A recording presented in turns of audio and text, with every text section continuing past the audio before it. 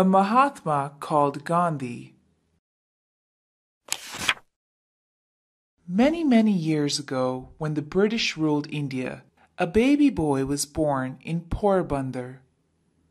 The parents, Karamchand Gandhi and Putlibai, were delighted with their fourth child, but no one thought that this baby, named Mohandas Karamchand Gandhi, would grow up and change the world forever. Baby Mohandas grew up to be a very shy child. He rarely left his mother's side. He followed her around at home, went with her to the temple, and sat through long prayers. He was too shy to make friends at school and would run back home to be with his mother. When Mohandas was about 7, his family moved to the town of Rajkot. At school, Mohandas was not a brilliant student. He worked on his lessons to keep his teachers happy. He rarely read on his own. Once, however, he happened to find a book on the story of Shravan Kumar. It was about a youth so devoted to his blind parents, he carried them on his own shoulders and took them on a pilgrimage. Mohandas vowed in his mind to be as devoted to his parents as Shravan Kumar.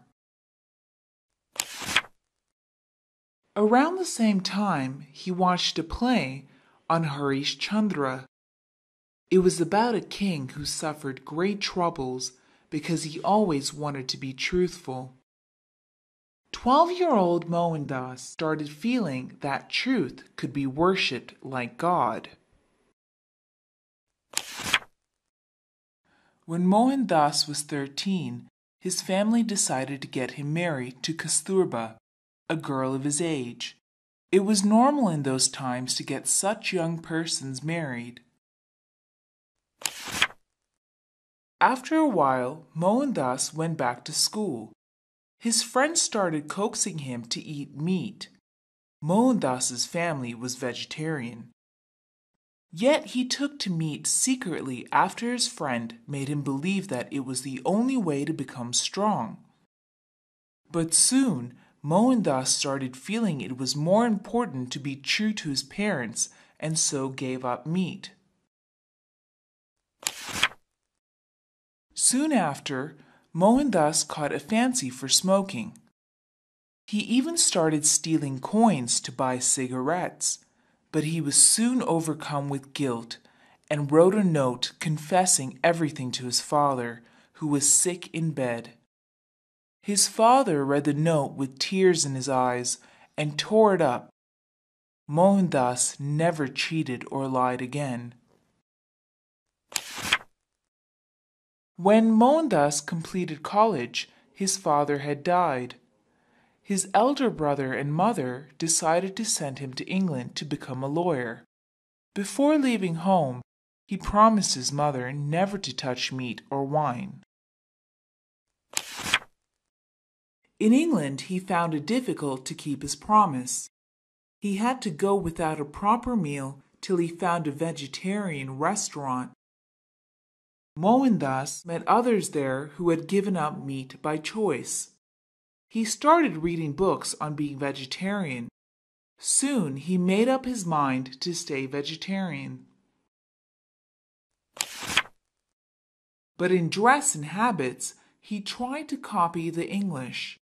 He spent a lot of money trying to look, talk, and dance like an English gentleman. He gave up all this when he realized that clothes would not change the person inside him.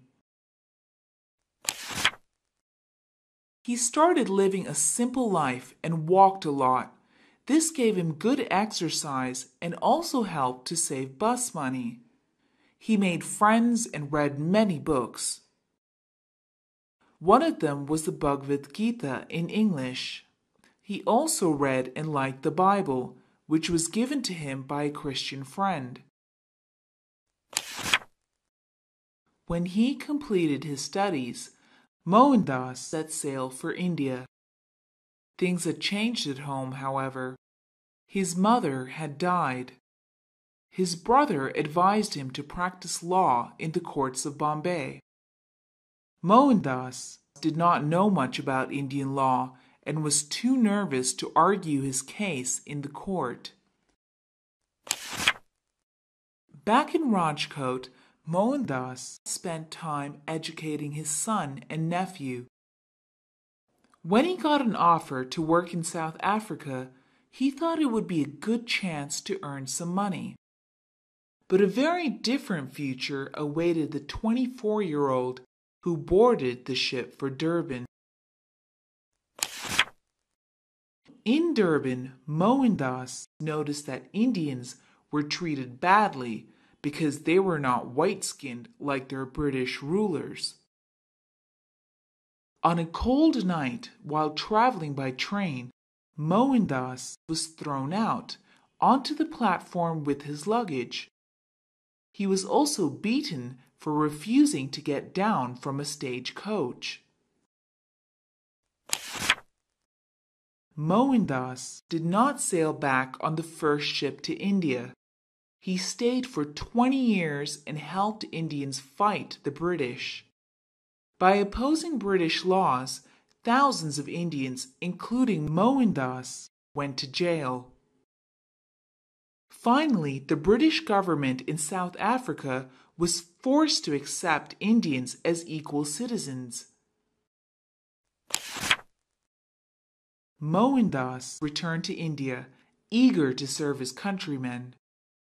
For 1 year, he traveled around the country and tried to understand the problems faced by people. He then set up an ashram on the banks of the Sabarmati. Mohandas Gandhi fought for the people without touching weapons like guns and knives. He helped farmers and factory workers from Champaran, Allahabad, and Kedah to fight their British masters. People all over the country thought he was like a saint. They started calling him Mahatma Gandhi. Mahatma Gandhi led the people's protest against unfair laws imposed by the British. Shops across the country shut down. People stopped going to work. Large bonfires were made with foreign clothes. The spinning wheels started turning in every household.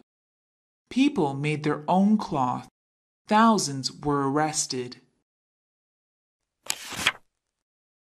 But not everyone could follow Gandhi's difficult method of fighting the British. They started using violent means of protest. Whenever this happened, it was Gandhi who fasted for many days, praying for his people and for peace. Even when jailed, Gandhi used his time to pray and spin. Gandhi worked hard to improve the life of lower caste Indians who used to be called untouchables. He urged Hindus and Muslims to be united. He taught people that cleanliness and good habits were as important as prayer. Gandhi and his followers openly defied the British law against making salt. He walked for 241 miles along the seacoast to Dundee and lifted a lump of salt left by the waves on the shore. This gave thousands of Indians the courage to defy the law and get arrested. Though shaken, the British government would not leave India, so Gandhi started the Quit India movement. The whole country asked the British to leave, and they did. But their policy of sowing hatred between Muslims and Hindus broke the country in two. India became free and Pakistan was born on August 15, 1947. The day India became free, Gandhi was not present at the celebrations in Delhi. He was in Calcutta trying to make peace between Hindus and Muslims. Later in Delhi, he fasted for many days until Hindu and Sikh leaders came to him with a written promise that they would not harm the Muslims anymore. As Gandhi loved all Indians like his own children, he was often called Bapuji, or Father of the Nation. He cared deeply for Hindus and Muslims alike. Some Hindu groups did not like this. One cold January evening, a few months after independence, a man called Nathuram Godse shot and killed Gandhi. "Hey Ram!" Mahatma Gandhi called out as he struggled for the last few breaths. It's been a long while since an ordinary child called Mohandas became Mahatma Gandhi. Yet even today, when good people fight wars for justice, they remember this man who had made such a habit of being truthful.